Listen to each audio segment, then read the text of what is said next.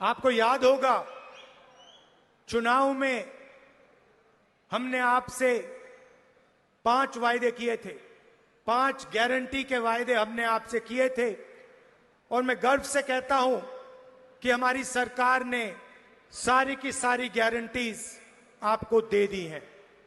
ಚುನಾವಣಾ ಸಂದರ್ಭದಲ್ಲಿ ನಾವು ತಮಗೆ 5 ಭರವಸೆಗಳನ್ನ ಕೊಟ್ಟಿದ್ವಿ.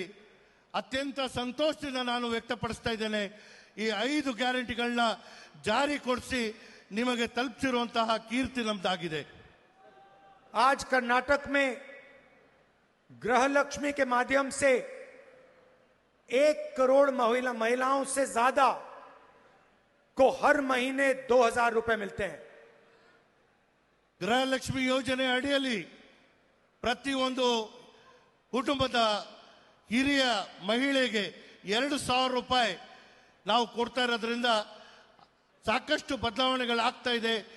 ಅತ್ಯಂತ ಗರ್ವದಿಂದ ನಾನು ಈ ಮಾತನ್ನ ತಮ್ಮಲ್ಲಿ ವ್ಯಕ್ತಪಡಿಸ್ತಾ ಇದ್ದೇನೆ. 24,000 रुपए सीधे उनके बैंक अकाउंट में कांग्रेस पार्टी की सरकार डालती है।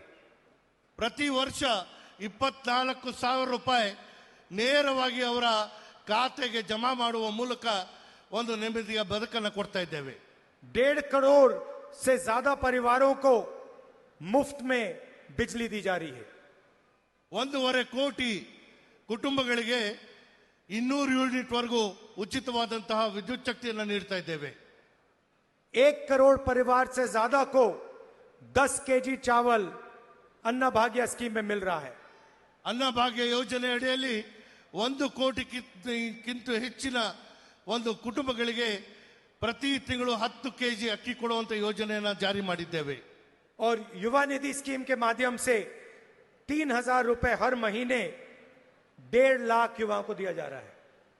ಯುವ ನಿಧಿ ಯೋಜನೆ ಅಡಿಯಲ್ಲಿ ಪದವೀಧರ ಯುವಕರಿಗೆ ಪ್ರತಿ ತಿಂಗಳು 3,000 ರೂಪಾಯಿ ಅಂತೆ ನಾವು ಈ ಯೋಜನೆ ಜಾರಿ ಮಾಡಿ ಸುಮಾರು 1.5 ಲಕ್ಷ युवकರಿಗೆ ಇದರಿಂದ ಸಹಾಯ ಆಗಿದೆ. और कर्नाटक एक प्रदेश है जहां हमारी बहनें, हमारी माता बस में फ्री में घूमती हैं।